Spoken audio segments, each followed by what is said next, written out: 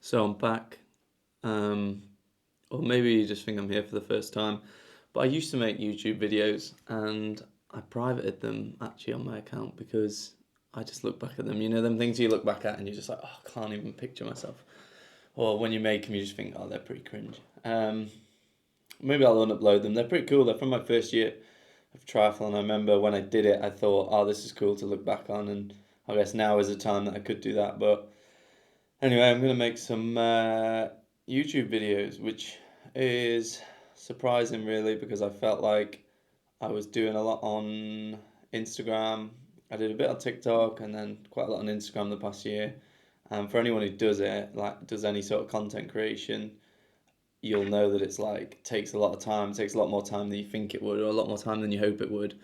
But I'm hoping with YouTube, because it's like long form where you make the videos for say like a 10-minute video or whatever, that you can like cut that down and make reels and stuff out of it. And ultimately with YouTube, I'd like to have someone else record it for me, like a lot of the big YouTubers that I follow. Like I consume a lot of YouTube and I love watching different triathletes and stuff. It's just like inspiring, I guess. Not necessarily like, or maybe more motivating is like the word I mean. You know, just seeing someone else getting after it and taking different ideas from what they say and things like that. So yeah, I enjoy watching other YouTubers, and I think if I like kickstart this channel, then ultimately I could kind of try and get someone on board to film for me if I manage to grow the first bit myself, rather than just going straight in and trying to afford someone like a videographer. Even though I've got some friends that kind of do that sort of thing or want to get into it, and I'm sure they'd be keen to help, and they've said before they would. But just get the ball rolling so that we don't start from like ground zero. So yeah, that's like the plan really. I thought I better introduce it rather than just get straight into it. So the plan was to start making YouTube videos in the new year. I actually ended up getting pretty ill just after New Year's. It's probably the worst I've been for years. So I was pretty much out of training and spent about 5 days doing nothing, and then it took another week to be able to do any sort of effort. It's literally felt like, am I ever going to be well again? You know that feeling when you've been ill. And yeah, and then just obviously like trying to get back into training, and then I'm going away on a camp pretty soon, and I thought that'd be cool to get some video for. So I was like, I'll just do it on the camp. But obviously it's like easy to just keep pushing it back and back and back. So I'm hoping that like I'll just start. And again, like YouTube, I love watching the sort of cinematic type videos. You know, when the come I don't know PTO or something put out a video and they've done one on one of the athletes, and I think that's what's quite hard because you like obviously think that that's the standard, but that's like really hard to achieve, especially when you film yourself and you're trying to train as well. So for me, I'm trying not to like jump in ahead of myself. Like I was thinking of doing a sort of there's a Lionel video. I think it's like 48 hours with Lionel Sanders. So I was thinking of doing that over the weekend. And I will do videos like that, but it's hard to make it cinematic over the weekend. Just because I've not got someone there to film every session. So like I'll be doing my sessions and then trying to film and then trying to like edit and stuff for putting out for you guys to kind of view. But I may as well just like yap on a bit like I'm now on camera, and I can still talk about my training and different topics. And yeah, I enjoy putting out content on Instagram, as I said, and it's nice when it gets some saves. There was a video, uh, a swimming one. Like I think a few people, if you've come here from Instagram, which is I'm gonna presume most people have come here from Instagram, because I'm gonna obviously like share this on my page and hope that some people come across. But there was a swim post I did a while ago. I think it's something like I swam 1,000,000 meters.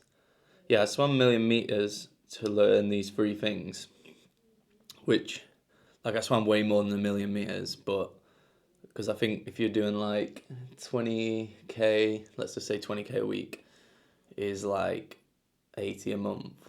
So yeah, in a year you're doing like 1,000,000. This was probably years, multiple years in, but yeah, this has like 4,800 saves, which is pretty cool to me because I mean there's other videos that got saves as well, but this was just like some advice that I'd learned.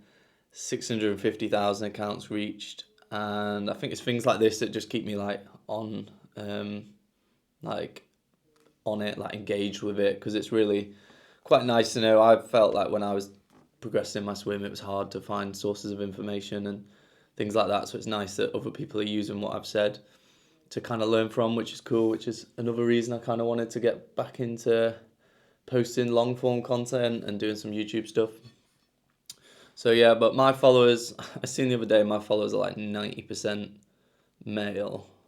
I'm not sure where I find that. It's like 90% male or something on Instagram. So obviously not got the sex appeal. I've just in it for the boys. But I mean, this channel, I'm hoping my partner is also a professional triathlete, and she's on Instagram, got good followers. She does good reels and stuff like that. So I'm hoping that we'll do some videos together as well. Probably not the full, what they call it, that triathlon life, but she can hopefully help me with appealing to it more than just the boys.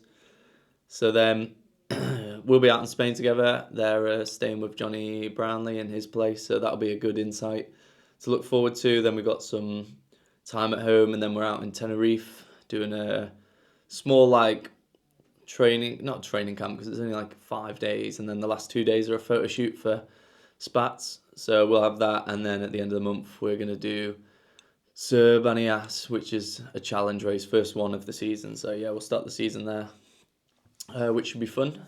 So yeah, that's kind of like the whole view. I mean, if you want to know what training I did today, because this was going to be like a training video, well, I started off with a run, which was ended up quite long, like 22k, 23k. That's probably like the top end of what I've done. I've never been a high volume runner. And we did 4x3k. So the 3k was like 10 minutes long-ish, just over. And then the 1k float was like trying to keep it fairly fast. Not just probably like slightly slower than Ironman pace. I guess that's how you describe it to most people. It's just so that the whole like block is kind of like an effort rather than starting and stopping. Normally that pace wouldn't feel too bad, but obviously between efforts it feels a bit faster. So that was a good session. I think we averaged about 3:23 per kilometer for all the reps. Some lower, some higher. And then got back, spent like 90 minutes. I hate Saturdays because I get back, and obviously that's like a hard session. I don't really plan it. I just show up to the canal and join in with the boys and get that routine. After my illness, I'm just trying to do it a few weeks in a row, because I'll hopefully see some improvement. And then the next part is to head out on the bike. It's always hard like getting the kit on. Once you've got the kit on, it's fine. So went out on the bike, did like 90 to 2 hours. It was just over 90 in the end, easy with a cafe stop. And then come back, sun's just going down, so that's why I've got this like white light. It's like this light I bought ages ago. And then I've got a swim left, which is a bit like, I don't really enjoy it too much. Swimming on a Saturday, but it's one of them where like I look at the graphs on Strava, like my graphs, and watch it build up. So then when you get to the Saturday swim, it's like the one that takes it like up to more than I've done in the past. So I think I'm on 25k for the week so far, and then this will be a 6k set, take it up to 31k, which obviously makes it feel nice. But when you do them first like 1 or 2 sessions of the week, it just feels like they're not taking that graph to the cool point, which is like the high volume. Don't know if anyone else thinks like that, but that's how I think. So yeah, I've got that to come. I think I'll do 10 400s at like, I would say like Ironman feel. We call it like A2A and A2B, which is like upper and lower aerobic. It's basically like one below threshold. It's like an area I've been really weak at. My coach in Leeds, the swim coach, I just plan like most of my own training, but the swim coach on deck said I'm like fast, which I would agree with. Like I'm pretty fast. I went under 30 seconds from a push the other day for some 50s that we were doing, some hard sprints, which I don't think many people that I swim with in a race can do that, which just means I don't have much of an engine, so like not much of a diesel. So I need to try and work on that like aerobic capacity. I guess because I never swam as a kid, I didn't like build up that aerobic base, so I have to put a lot of work into it. Whereas it's kind of like the opposite on the bike. I could almost go like like a couple of weeks on the bike, like hardly doing anything, maybe just 5 or 6 hours. Like I've not done it, but I'm pretty sure I could. And then I could probably be like still really competitive on the bike. Like even that after off season, like I still felt decent on the bike when I got back on after taking a few weeks off. That's just because it's what I've done throughout my childhood. So I'm fortunate there, but not fortunate with the swimming. So yeah, that's the plan for today. That's the training. I'll do some eating videos, but honestly, I don't eat great. Um, I'll try to, maybe I'll like work on my diet the next 4 weeks, and then I can do the eating videos, and we can like pretend that that's the usual. But to be honest, I'll just eat like cereal and carbs, and occasionally make like a decent soup to try and get some vegetables in. So that's the plan. Tomorrow we'll ride and run. I think I'll run on the lever, which is set up there, just because I'm still having a little bit of ankle issue, especially running 23k today. I don't really want to risk it. And when I'm on camp, I won't have access to a lever or a treadmill. I could potentially take it, but I don't think I need to, because this one folds up and goes in the rucksack. It's actually quite handy. But no, I think I'll be all right. So yeah, that's the plan. I'll hopefully get some more videos out, maybe like 1 or 2 more before the camp, because this one's like pretty boring. And thanks if you've stayed this long. But yeah, that's the plan. YouTube is coming into the equation, and hopefully it's a good year. It was a decent year last year. A good progression, which is always the hardest thing, especially when the sport's progressing. You almost have to like progress twice. And on like, there's also like, I will talk about this in another video. It's also like a business side of things. I think increasing your followers and building your social media profile and stuff helps. That's obviously landed. If anyone follows me on Instagram and stuff, you'll see I've got like 1 or 2 more sponsors, and it just all works hand in hand. There's been a nice progression there too. So yeah, hopefully it all kind of continues to build, and we'll just put the effort in. And yeah, it's not happening overnight, but it's slowly going the way we want it to. So thanks for making it this far, and hopefully see you on the next video. Well, I won't. I just have to talk into the camera and pretend it's not weird like I am now. But yeah, till the next video.